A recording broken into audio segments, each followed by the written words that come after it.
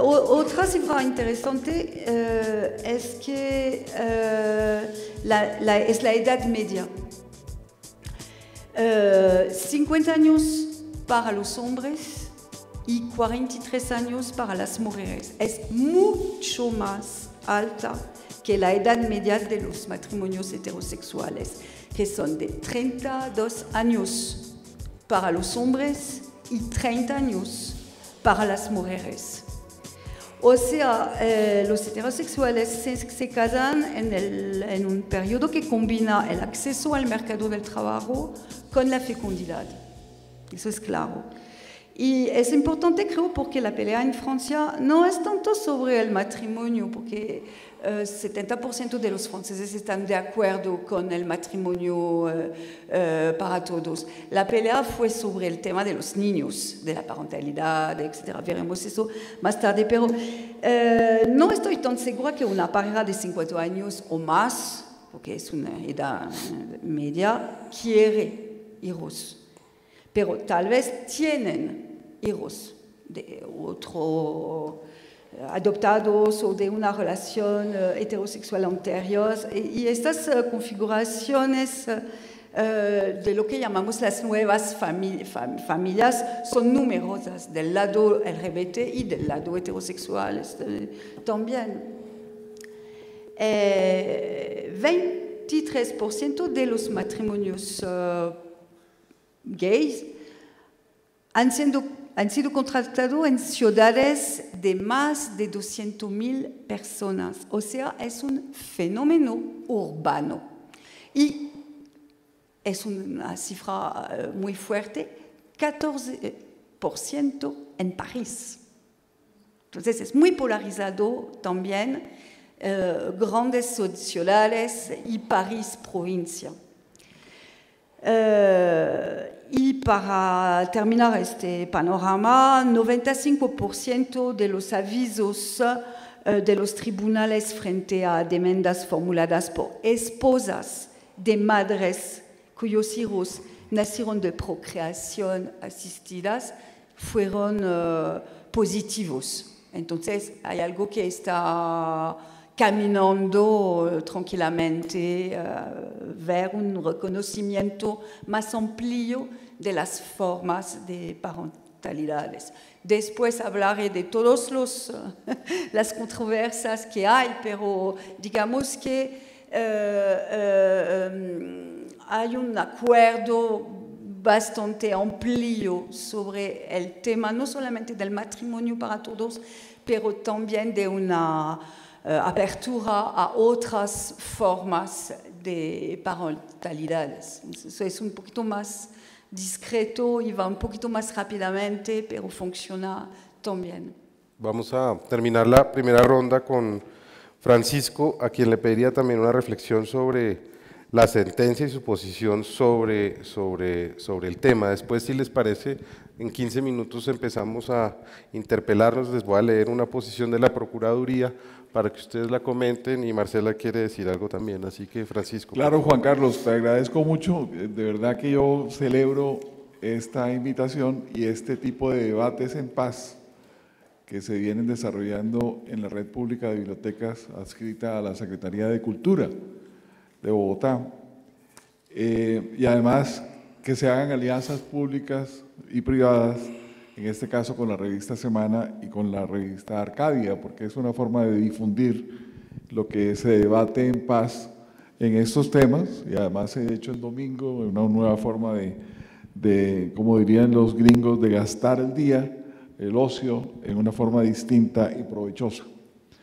Yo estoy aquí en mi condición de ciudadano, no estoy aquí en condición de representar a la Universidad Sergio Arboleda donde trabajo, ni mucho menos.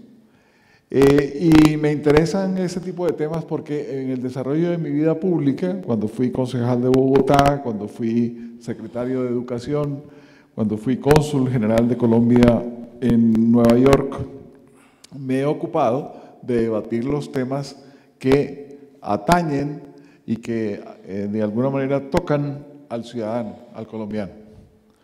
En cuanto a la pregunta concreta que nos hace Juan Carlos para que iniciemos el debate, él nos dice que comentemos la sentencia 577 del 2011.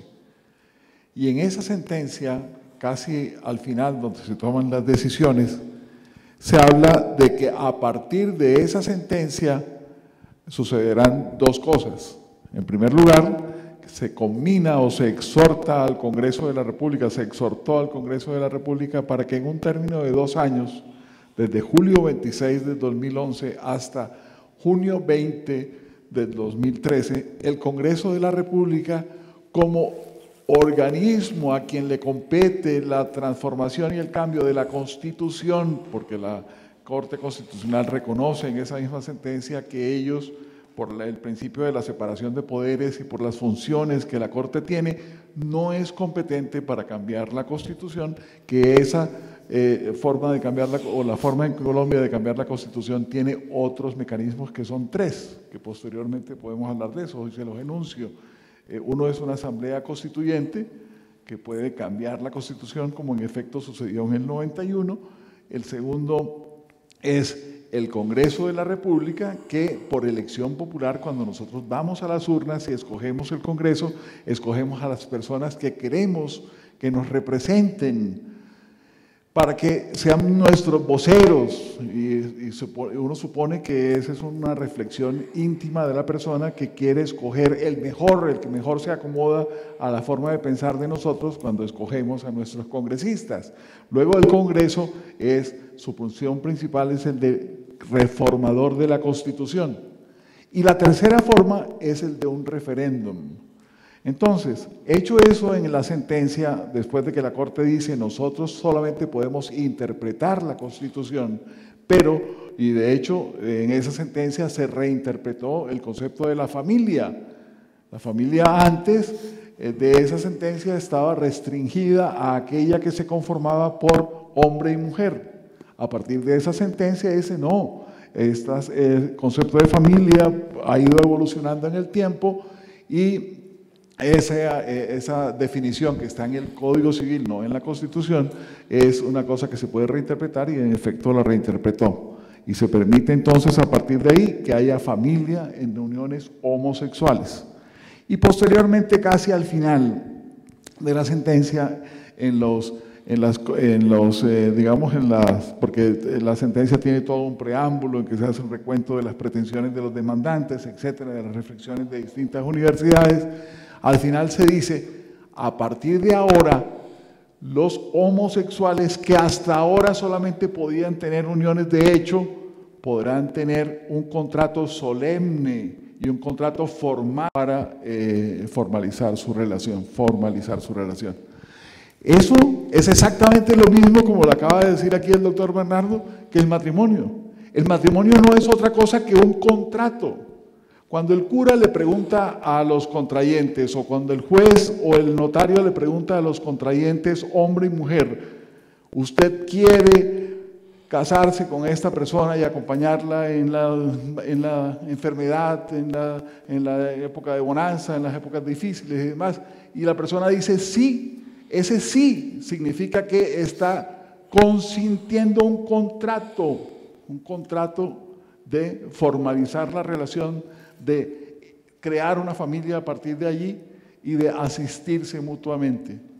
Y entonces, como la Constitución en su artículo 42 define el matrimonio únicamente como aquel contrato entre hombre y mujer, y dado que la Corte Constitucional no tiene la capacidad para modificar la Constitución, entonces dice la Corte, si el 20 de junio del 2013 no hay una reforma de la Constitución del artículo 42 hecha por el Congreso de la República, entonces los jueces y notarios podrán realizar estas reuniones.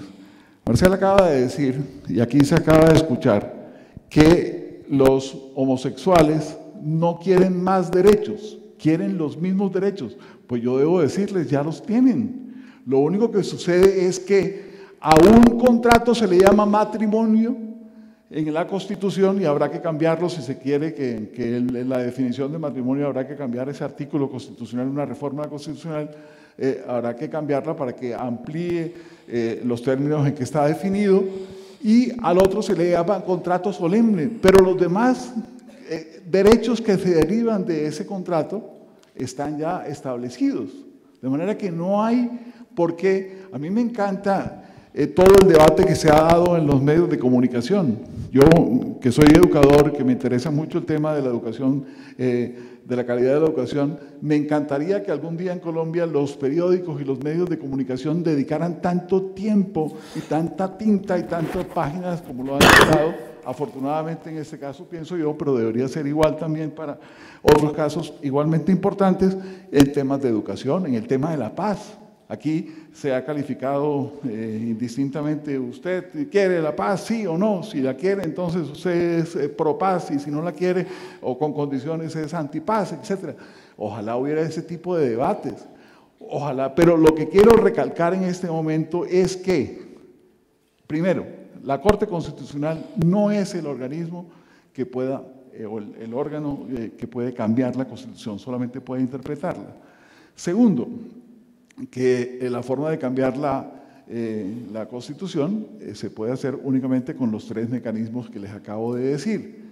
Y tercero, que es un tema de semántica, de definición, el matrimonio es un contrato, y ese contrato entre hombre y mujer está definido en la Constitución nuestra como matrimonio.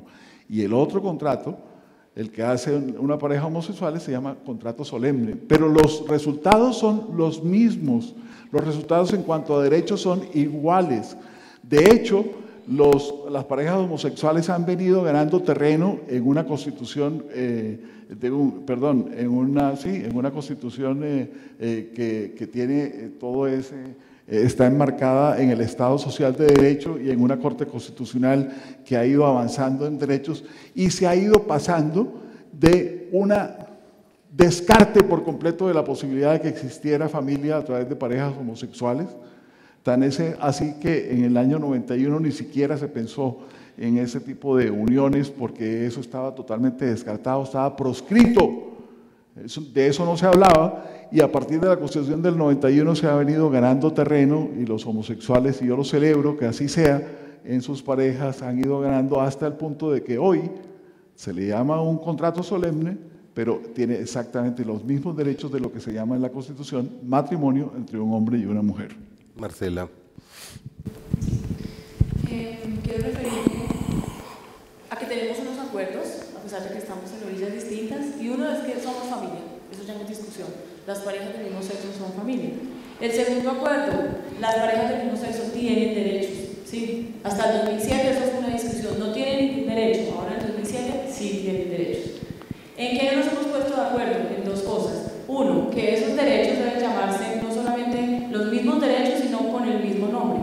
Y hay que justificar por qué nosotros merecemos otro nombre, mientras que los heterosexuales merecen el que más privilegios y el que más prestigio social y cultural tiene. Y el segundo punto en el que nos hemos puesto de acuerdo es la Corte competente o el único organismo competente es el Congreso o es el referendo o la Asamblea Nacional Constituyente. Y sobre eso podemos volver más tarde sobre lo que no nos hemos puesto de acuerdo, el nombre y quién es competente. En segundo lugar, quisiera referirme al cambio. Obviamente hay que cambiar, sí, hay que cambiar. Estemos de acuerdo o no estemos de acuerdo, nos parezca moralmente discutible, hay que cambiar. Y el matrimonio es, creo, no puedo decirlo, pero el matrimonio es una figura que ha cambiado enormemente a lo largo de los siglos. Desde 1887 a la fecha, el matrimonio ha cambiado, empezando porque era indisoluble, ahora se puede disolver. Antes no existía el divorcio, ahora sí existe. Si el matrimonio no hubiera cambiado, entonces seguiría existiendo la subordinación del hombre a las mujeres legalmente en el matrimonio. Seguiría siendo legal que las mujeres pudieran casarse con su violador y entonces ya no habría el delito. La edad del matrimonio seguiría siendo distinta para hombres y mujeres y estaba autorizado que las mujeres se pudieran casar con edad menor que los hombres. La violencia doméstica o la violencia contra las mujeres y los niños y las niñas en la familia era un asunto que era absolutamente privado y el Estado no se podía meter allí. En este momento ha cambiado, entonces el matrimonio sí es una figura que no siempre ha sido lo mismo, no, al contrario, siempre ha sido lo distinto.